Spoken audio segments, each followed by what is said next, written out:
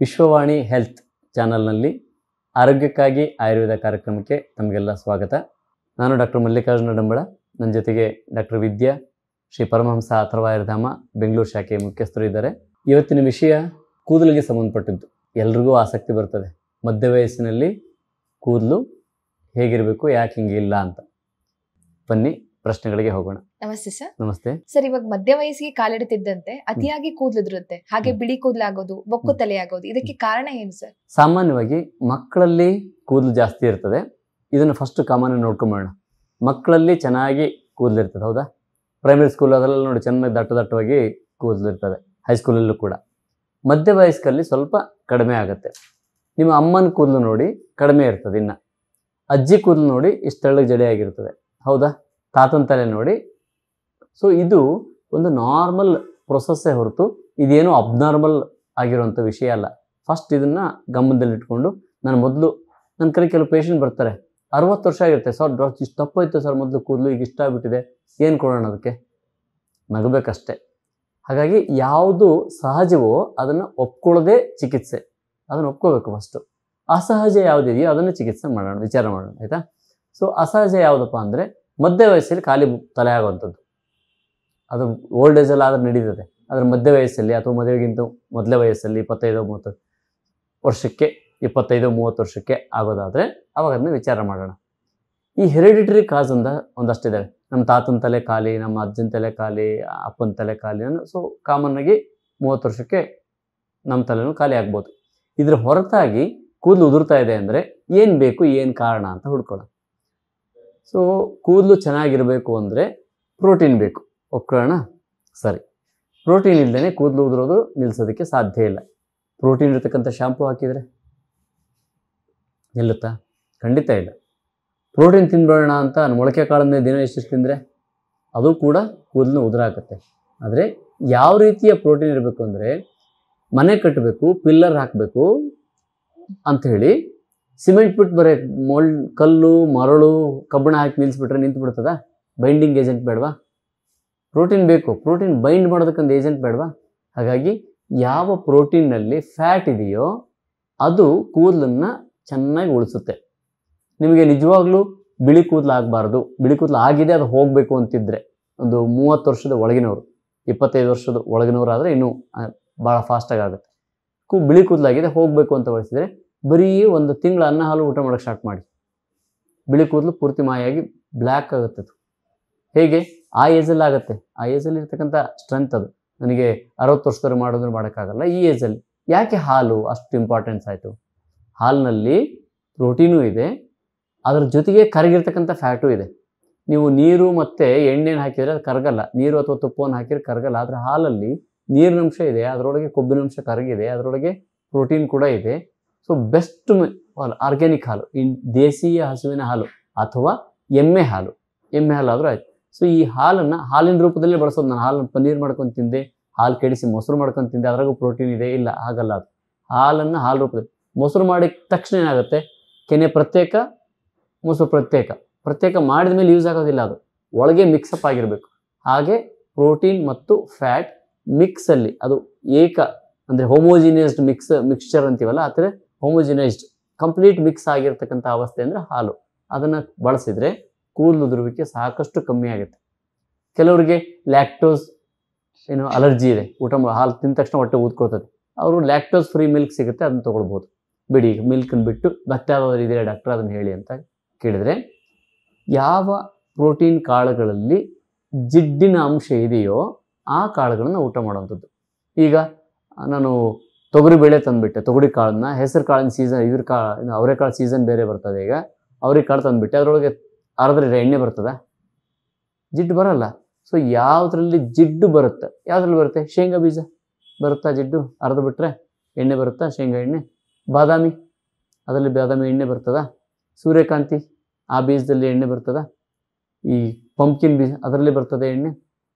ಮತ್ತು ಯಾವುದ್ರಲ್ಲಿ ಬರ್ತದೆ? ಗೋಡಂಬಿ ಬೇಡ, ಯಾಕಂದರೆ ಗೋಡಂಬಿ ಪ್ರೋಸೆಸ್ ಮಾಡಿ ಅದನ್ನು ಜೀವಸತ್ವ ಕಳೆದು ಬಿಟ್ಟಿರ್ತೀವಿ, ಅದನ್ನು, ಅದು ಬೇಡ. ಸೊ ಈ ಥರದ ಕಾಳುಗಳು ಇವನ್ನ ರಾತ್ರಿ ನೆನೆ ಹಾಕೋದು. ಒಂದು 20 ಕಾಳು ಶೇಂಗಾ, ಒಂದು 5 ಬಾದಾಮಿ, 2 ಆಕ್ರೋಟು, ಇನ್ನೊಂದು ಪಂಪ್ಕಿನ್ ಸೀಡ್ ಒಂದು ಚಮಚನೋ, ಸೂರ್ಯಕಾಂತಿ ಸೀಡನ್ನು ಒಂದು ಚಮಚನೋ ಹಾಕಿ ಒಂದೆರಡು ಒಣಗಿದ ಉತ್ತುತ್ತಿ ಅಂತೀವಲ್ಲ, ಅದೇನು ಹೇಳ್ತೀವಿ ನೀವು, ಡೇಟ್ಸ್ ಒಣಗಿರುವಂಥದ್ದು, ಅದೊಂದೆರಡು ಅಷ್ಟನ್ನು ಚೆನ್ನಾಗಿ ತೊಳೆದ್ಬಿಟ್ಟು ನೆನೆ ಹಾಕಿಬಿಟ್ರೆ ಇವು ಬೆಳಿಗ್ಗೆ ಕಾಳೆಲ್ಲ ಊದ್ಕೋತವೆ ಇಷ್ಟಪ್ಪ. ಊದ್ಕೊಳ್ಳೋದು ಅಂದ್ರೆ ಏನು, ಆ ಪ್ರೋಟೀನ್ ಇದೆಯಲ್ಲ ರೆಡಿ ಆಗುತ್ತೆ ತನ್ನ ಮಗುಗೆ ಜೀವ ಕೊಡಿ. ಅಂದರೆ ತನ್ನ ಮೊಳಕೆ ಬಂದ್ಬಿಟ್ಟು ಇನ್ನೊಂದು ಕಾಳು ಹಾಕ್ತೀನಿ, ಇನ್ನೊಂದು ಗಿಡ ಹಾಕ್ತೀನಿ ಅಂತ ಅದಕ್ಕೆ ಇರ್ತದೆ. ಸೊ ಅದು ಊದ್ಕೊಂಡು ದಪ್ಪ ಆಗ್ತದೆ. ಆ ಬೇರಿಗೆ ಊಟ ಕೊಡೋದಕ್ಕೆ ಬೇಕಾಗೋ ರೀತಿ ಪ್ರೋಟೀನ್ ರೆಡಿ ಆಗುತ್ತೆ. ಅದರೊಳಗೆ ಫ್ಯಾಟ್ ಅಂಶನೂ ಇದೆ ನೋಡಿ.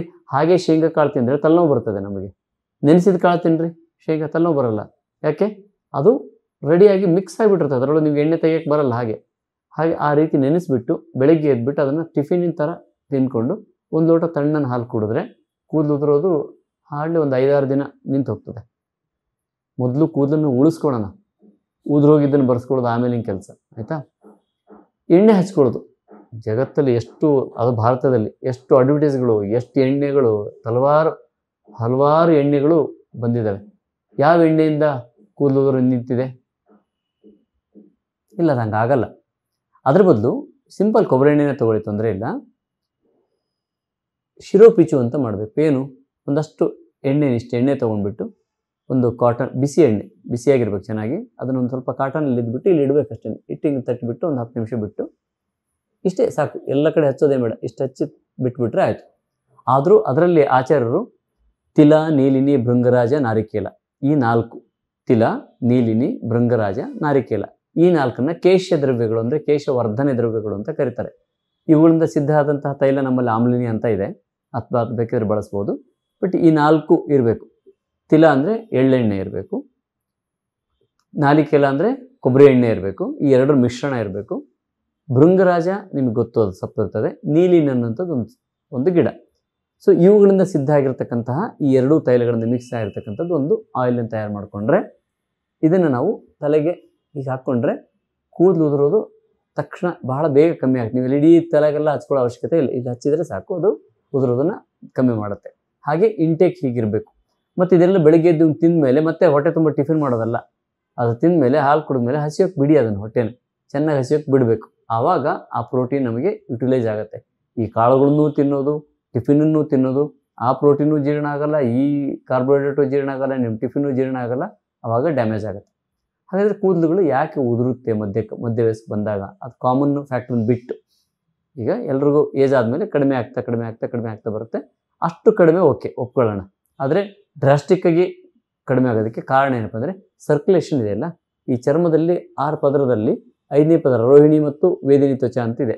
ಇಲ್ಲಿ ಇರ್ತಕ್ಕಂಥ ಸೂಕ್ಷ್ಮವಾದ ರಕ್ತನಾಳಗಳಿದ್ದಾವೆ, ಅದಕ್ಕೆ ರೋಹಿಣಿ ಅಂತ ಕರೀತಾರೆ. ತುಂಬ ತೆಳುವಾದ ರಕ್ತನಾಳಗಳು. ಈ ರಕ್ತನಾಳಗಳಲ್ಲಿ ಆಹಾರ ಸರಿಯಾಗಿ ಪ್ರವಹಿಸ್ತಾ ಇದ್ದರೆ, ಗಾಳಿ ಸರಿಯಾಗಿ ಹೋಗ್ತಾ ಇದ್ದರೆ ಕೂದಲು ಉದುರುವಿಕೆ ಇರಲ್ಲ. ಇಲ್ಲಿ ಗಾಳಿ ಸರಿಯಾಗಿ ಹೋಗ್ತಿಲ್ಲ, ಆಹಾರ ಸರಿಯಾಗಿ ಹೋಗ್ತಿಲ್ಲ, ಆ ಕೂದಲಿನ ಬುಡಕ್ಕೆ ಬೇಕಾದಂತಹ ಪ್ರೋಟೀನ್ ಮತ್ತು ಫ್ಯಾಟ್ 2 ಸಿಗಬೇಕು, ಅವೆರಡು ಸಿಗ್ತಾ ಇಲ್ಲ. ಈಗ ಕೂದಲು ಉದುರೆ ಬೇರೆ ಏನು ಮಾಡಬೇಕು, ಬೇರೆ ಕೆಲಸ ಇಲ್ಲ, ಅಲ್ಲಿ ಕೂದಲೇಬೇಕು. ಸೊ ಈ ಫ್ಯಾಟ್ ಹೇಗಿರ್ತದಪ್ಪ ಅಂದರೆ ಇದನ್ನು ಕ್ಲೇದ ಅಂತ ಕರಿತೀವಿ ಆಯುರ್ವೇದದಲ್ಲಿ. ಕ್ಲೇದ ಅಂದ್ರೆ ಏನು? ಬೆವರಿನ ಮುಖಾಂತರ ಹೋಗ್ತಕ್ಕಂತಹ ಫ್ಯಾಟ್ ಮತ್ತು ಮೂತ್ರದ ಮುಖಾಂತರ ಹೋಗ್ತಕ್ಕಂತಹ ಫ್ಯಾಟಿ ಮೆಟೀರಿಯಲ್, ಇವೇನಿದೆ ಇನ್ನು ವೇಸ್ಟ್ ಅಂತ ಕರಿತೀವಿ. ಈ ವೇಸ್ಟ್ಗಳು ಬೆವರಿಂದ ಹೋಗುತ್ತೆ. ಸೊ ಅದು ಹೋಗುವಾಗ ಅದರೊಳಗೆ ಜಿಡ್ಡಿನ ಅಂಶ ಇದ್ದರೆ ಓಕೆ. ನಿಮ್ಮ ಬೆವರಲ್ಲಿ ಜಿಡ್ಡಿನಂಶ ಎಲ್ಲ ಲವಣ ಉಪ್ಪು ಸಿಗ್ತದೆ ಅಂದರೆ ಮೇಲೆಲ್ಲ ಉಪ್ಪು ಹತ್ಕೊಳ್ತಾ ಇದೆ ಬಾಡಿಗೆ ಅಂದರೆ ಕೂದಲು ಉದುರೋದು ಕಾಮನ್ ಆಗುತ್ತೆ. ಯಾಕೆ? ನಿಮ್ಮ ಜಿಡ್ಡಿನ ಅಂಶ ಇಲ್ಲ, ಬರೀ ಲವಣಾಂಶಗಳು ಜಾಸ್ತಿ ಇದೆ ಅಂತ. ಹಾಗಾಗಿ ಜಿಡ್ಡಿನ ಅಂಶ ತಿನ್ಬೇಕಂದ್ರೆ ಕರೆದ್ಬಿಟ್ಟು ತಿನ್ನೋದು, ಚಿಪ್ಸ್ ಮಾಡ್ಕೊಂಡು ತಿಂದೆ, ಈ ಥರದ್ದಲ್ಲ ಜಿಡ್ಡಿನ ಅಂಶ.